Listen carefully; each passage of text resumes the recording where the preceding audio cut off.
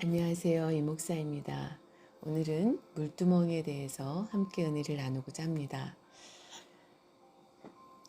히브리어로 키오르라는 단어이고요. 물두멍은 물을 담아 놓고 쓰는 큰 가마를 말합니다. 노스로 만들어진 큰 통을 말하는데 출애굽기 30장 17절에서 18절, 38장 8절, 40장 7절 말씀. 물두멍은 히브리어로 키오르인데 둥근 어떤 것, 깊은 냄비, 대야라는 뜻이며 파다, 구멍을 뚫다라는 뜻의 쿠르에서 유래하였습니다. 성막에서 제사장이 거룩한 봉사를 위해 물두멍은 필요 불가결한 것이었습니다. 그 이유는 첫째, 하나님께서는 아론과 그 자손들이 성소에 들어가기 전에나 혹은 제사를 드리기 전에 물두멍에서 흙과 먼지와 피로 더럽혀진 손과 발을 깨끗이 씻어야 했기 때문입니다. 출애굽기 30장 17절에서 21절, 40장 30절에서 32절. 둘째, 물두멍의 물로 하나님께 드릴 희생 제물을 씻어야 했기 때문입니다. 성막에서는 제물을 어디서 씻는지 구체적으로 기록된 바 없지만 솔로몬 시대에는 희생 제물을 물두멍에서 씻었다고 기록되어 있습니다. 역대하 4장 6절. 첫째, 물두멍의 크기. 하나님께서는 모세에게 모든 기구들마다 자세하고 정확하게 그 치수를 말씀해 주셨습니다. 그런데 물두멍은 다른 용기들과는 달리 크기나 무게에 대한 정확한 수치가 언급되지 않았습니다. 단지 물을 담는 두멍과 받침으로 구성되어 있다고 기록되어 있습니다. 출애굽기 30장 18절, 28절, 31장 9절. 출애굽기 30장 18절 상반절에 너는 물두멍을 놋으로 만들고 그 받침도 놋으로 만들어 씻게 하되 라고 말씀하고 있습니다. 솔로몬 때의 제사는 규모가 커져서 직경이 4규빗이고 1.82m, 40밭, 908.4리터의 물을 담을 수 있는 물두멍이 10개나 있었습니다. 왕상 7장 38절, 역대하 4장 6절. 이는 성막의 물두멍과 마찬가지로 놋으로 만들었으며 각각 받침을 두었습니다. 왕상 7장 38절. 물두멍의 크기나 형태가 언급되어 있지 않은 것은 그 물의 양이 제한이 없었던 것을 의미합니다. 물의 양을 제한하지 않았던 것은 그만큼 물이 많이 필요했다는 뜻이요. 또한 제사장이 더러울 때마다 자신의 정결을 위해서 얼마든지 물을 사용할 수 있도록 했음을 의미합니다. 성막에서 제사를 드리는 일이 지속적으로 진행되려면 물두멍에는 물이 항상 채워져 있어야 했습니다. 출애굽기 30장 18절 하반절에서 그것을 회막과 단 사이에 두고 그 속에 물을 담으라라고 말씀하고 있습니다. 그러므로 물이 떨어지지 않도록 수시로 물 항아리에 담아 날랐을 것이며 제사장들과 손과 발을 씻을 때에는 물두멍에서 물을 퍼서 쓰는 조그만 대야를 사용하였을 것입니다. 참고로 솔로몬 시대에는 희생 제물을 씻는 물두멍 외에 제사장의 몸을 씻는 도구로 바다가 있었습니다. 왕상 7장 23절에서 26절, 역대하 4장 2절에서 6절. 바다는 직경 10규빗 4.56m, 높이 5규빗 2.28m, 둘레 30규빗 13.68m로 거대한 가마솥 같은 용기입니다. 왕상 7장 23절, 역대하 4장 2절. 놋바다는 성전 안뜰에서 제사장들이나 레위인들이 몸을 씻는 데 사용되었습니다. 역대하 4장 6절, 출애굽기 29장 4절, 레위기 8장 6절. 이 놋바다는 12소가 받치고 있었는데 각각 3마리의 소가 그 꼬리를 안쪽으로 두고 머리는 동서남북 사방을 향하고 있습니다. 왕상 7장 25절, 역대하 4장 4절. 바다에 담는 물의 양은 2000밭인데 1밭이 약 22.71리터이므로 총 45.420리터의 엄청난 용량입니다. 왕상 7장 26절, 역대하 4장 5절. 두 번째, 물두멍의 제작. 물두멍의 재료는 놋입니다. 출애굽기 38장 8절 상반절에서 그가 놋으로 물두멍을 만들고 그 받침도 놋으로 하였으니 라고 말씀하고 있습니다. 그리고 물두멍과 받침은 회막문에서 수종드는 여인들의 봉헌한 거울로 만들어졌습니다. 출애굽기 38장 8절. 여기 거울은 오늘날과 같이 유리 거울이 아니라 청동으로 만든 거울을 가리킵니다. 그 시대에는 유리가 없었으므로 매끄럽게 다듬은 놋을 얇게 펴고 표면을 잘 연마해서 거울로 만들어 사용하였습니다. 회막문에서 수종들던 여인들은 제사장의 성결을 위하여 물두멍을 만드는데 자신들의 필수품을 즐거이 헌납했습니다. 그 여인들은 본래 성전에서 봉사했던 자들이었기에 하나님을 섬기는 데 필요하다고 할 때 가장 먼저 자원하여 드린 것입니다. 참으로 자기 자신보다 성전을 먼저 생각하며 아낌없이 헌신하는 아름다운 신앙입니다. 마태복음 19장 29절, 마가복음 10장 29절에서 30절, 마태복음 10장 37절에서 39절, 누가복음 14장 26절에서 27절. 그 거울은 과거의 여인들이 외모를 꾸미고 단장하는 데 사용되었으나 이제는 제사장들이 수족을 씻어 정결케 하는 데 사용하게 되었습니다. 물두멍의 표면은 제사장들을 비추는 거울로도 사용되었을 것이며 거울을 통해 머리부터 발끝까지 살펴 자신의 흠을 발견하고 바로잡았을 것입니다. 물두멍이 보는 거울 역할을 한 것처럼 우리도 하나님의 말씀 속에 자신을 비추어 흠도 없이 점도 없이 행할 수 있어야 합니다. 고린도전서 10장 6절 11절, 야고보서 1장 23절에서 26절. 물두멍의 특징, 물두멍의 위치는 회막과 단 사이였습니다. 출애굽기 40장 7절 30절, 출애굽기 40장 12절에서 너는 또 아론과 그 아들들을 회막문으로 데려다가 물로 씻기고 라고 말씀한 것으로 보아 물두멍은 번제단 쪽보다 회막문 쪽에 더 가까이 있었을 것입니다. 또한 번제단의 위치를 회막의 성막문 앞에 번제단을 두고 성막 곧 회막 어귀에 번제단을 놓고 표준 세번역 출애굽기 40장 29절이라고 말씀한 것으로 보아 물두멍은 성막문 앞을 가리지 않기 위해 아마도 한쪽으로 치우쳐 있었을 것입니다. 북쪽은 재물을 잡는 곳이었으므로 레위기 1장 11절 아마도 물두멍은 성막문 근처 남쪽 방향에 위치했을 것으로 보입니다. 하나님께서는 왜 성막들의 그 많은 장소 중 물두멍을 굳이 회막과 단 사이에 두도록 명령하셨을까요? 출애굽기 40장 7절 30절. 회막은 하나님께서 임재하시는 장소입니다. 그러므로 하나님의 백성이 하나님 앞에 나오려고 한다면 자신을 정결케 하는 회개가 반드시 있어야 하며 하나님의 권위를 인정하며 그 앞에 복종하겠다는 겸손이 있어야 함을 가르쳐 준 것입니다. 두 번째, 제사장들이 물두멍에서 수족을 씻는 것은 대대로 지켜야 할 규례였습니다. 출애굽기 30장 19절에서 21절.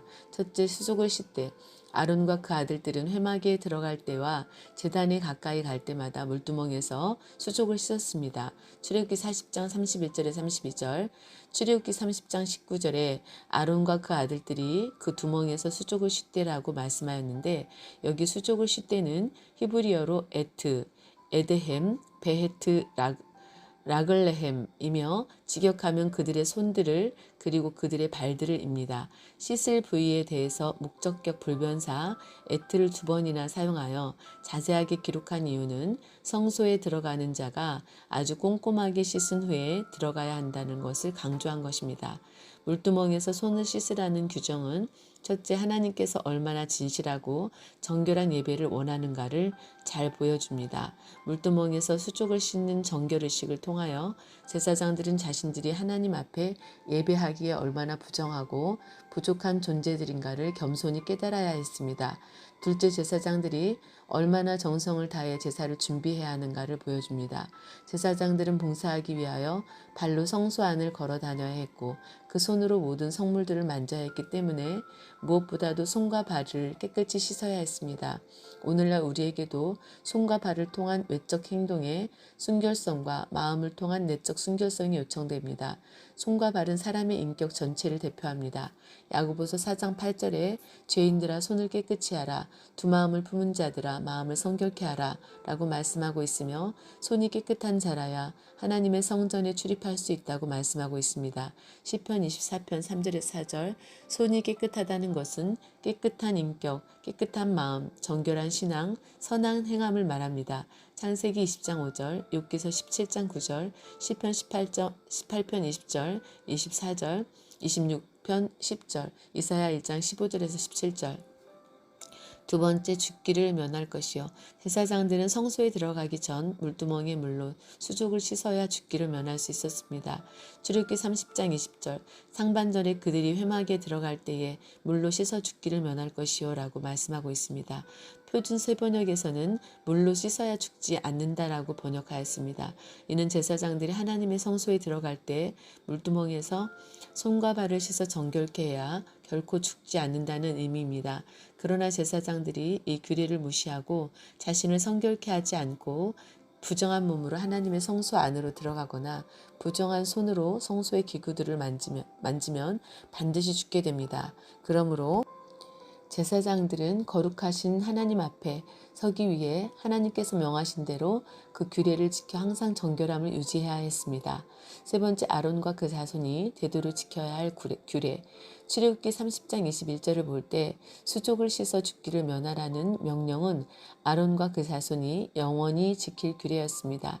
모세 자신도 성막을 세우는 날에 아론과 그 아들들과 함께 물두멍에서 수족을 씻어 정결의식의 주관자로 참여하였습니다. 출애굽기 40장 30절에서 32절. 물론 이런 의식적인 규례는 구약 제사 제도가 지속되는 동안 아론과 그 자손인 제사장들에게만 해당되었으나 그 영적 의미는 오늘날 신령한 제사장이 된 우리에게도 그대로 적용됩니다. 베드로전서 2장 9절. 그래서 우리는 반드시 예수 그리스도의 보배로운 피로 정결함을 입어야 합니다. 요한계시록 7장 14절에서 15절에는 어린 양의 피에 그 옷을 씻어 흰옷을 입은 사람이 되어 하나님의 성전에서 밤낮 하나님을 섬길 때 보좌에 앉으신 이가 그들 위에 장막을 치신다고 말씀하고 있습니다. 성도의 정결함은 예수님께서 재림하여 우리가 하나님 앞에 서는 그날까지 영원히 지속되어야 합니다. 항상 복종하여 두렵고 떨림으로 너희 구원을 이루라.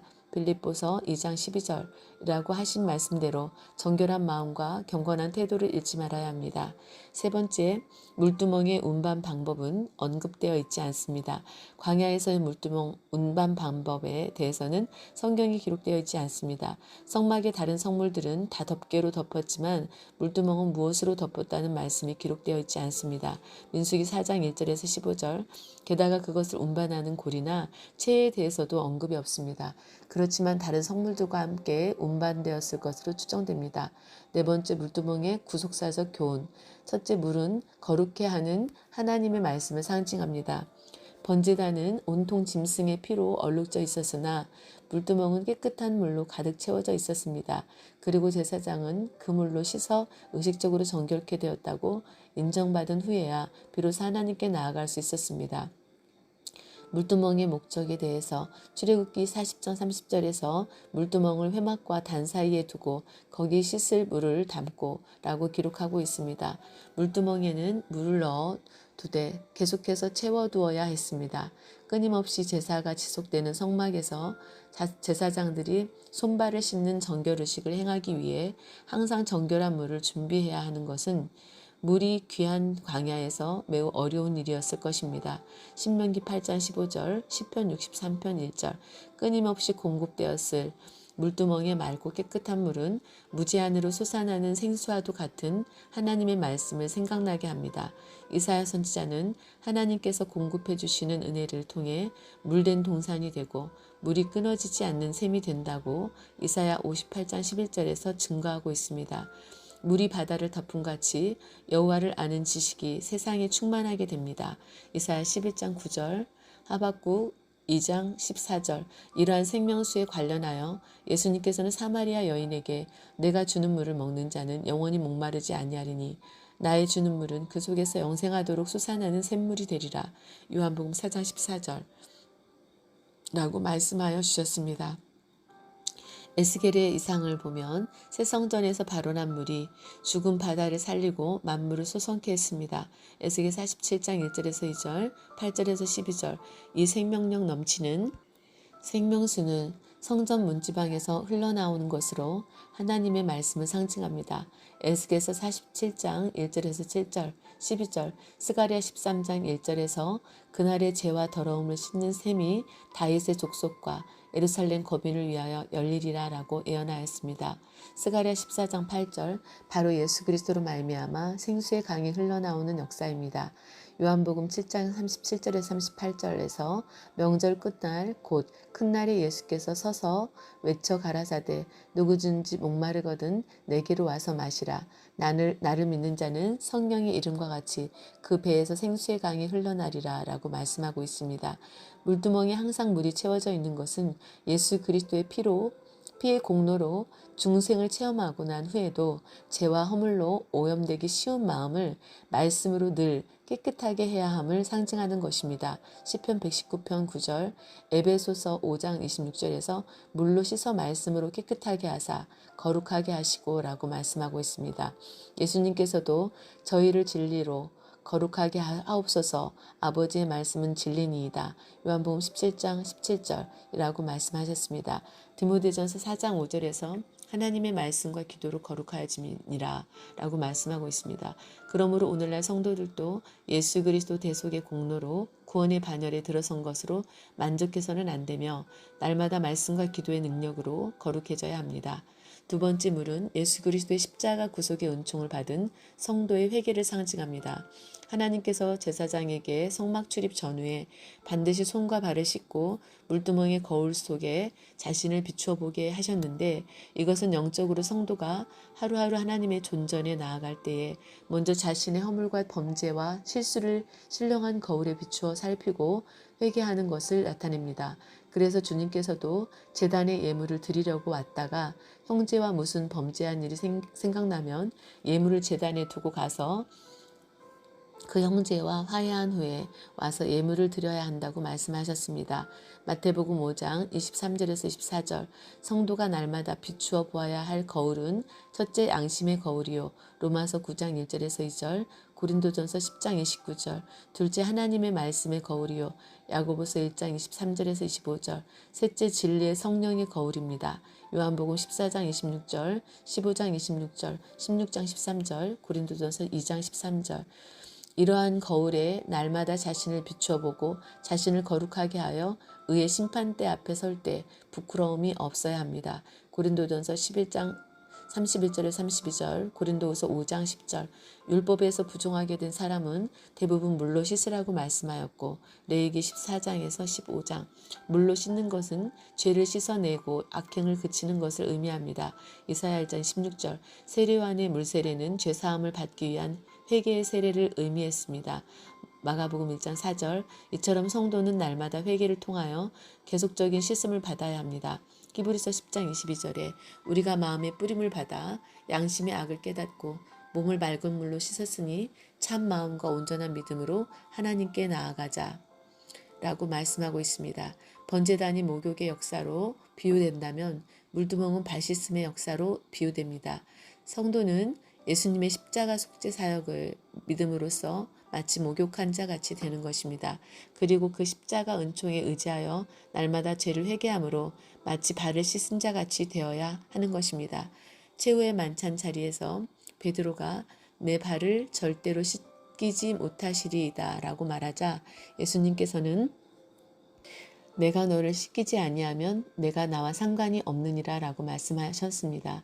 요한복음 13장 8절 그리고 이미 목욕한 자는 발밖에 씻을 필요가 없느니라 온몸이 깨끗하니라 너희가 깨끗하나 다는 아니니라 라고 말씀하셨습니다.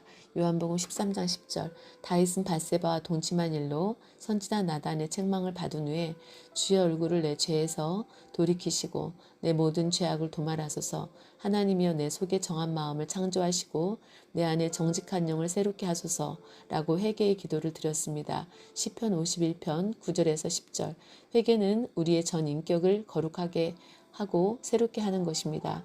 세 번째 물두멍에서 물로 씻는 것은 그리스도의 부활하심과 연합되는 세례를 예표합니다. 구약시대에 대제사장이 백성의 죄를 대신하여 물두멍의 물로 자신을 씻은 것은 신약시대에 와서 행하여진 세례를 예표하는 것입니다. 베드로전서 3장 21절에 물은 예수 그리스도의 부활하심으로 말미암아 이제 너희를 구원하는 편이 곧 세례라 라고 기록하고 있습니다. 로마서 6장 3절에서 5절 오늘날의 성도들도 주의 몸된 교회에 나와서 하나님의 말씀으로 우리의 상한 심령을 깨끗하게 해야 하며 그 중표로 물세례를 받아야 합니다. 이것은 하나님 나라의 백성이 되었다는 구원의 표요, 하나님을 기쁘시게 하는 성도의 삶인 것입니다. 첫째, 하나님의 구속 경륜 속에서 세례의 중요성. 물로 세례를 받는 것은 그리스도인으로서 구원받은 확증이요 신앙 고백입니다. 사도행전 10장 44절에서 48절, 16장 30절에서 34절. 그것은 성도가 신앙 공동체의 일원으로 그리스도의 구속 역사에 동참하는 유일한 표적인 것입니다. 로마서 6장 3절에서 4절. 예수님께서도 세례 요한에게 요단강에서 세례를 받으심으로 공생애를 시작하셨습니다. 마태복음 3장 13절에서 16절, 마가복음 1장 9절에서 10절, 누가복음 3장 21절.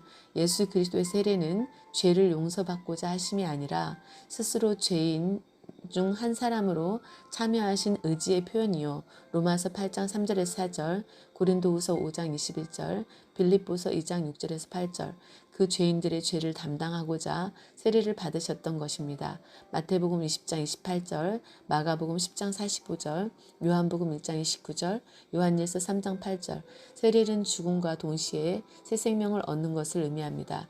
예수 그리스도의 십자가 공로로 우리의 옛사람이 철저하게 장사되고 부활하신 예수 그리스도와 연합하여 새 사람으로 거듭나서 새 생명 가운데 행하게 되는 것입니다.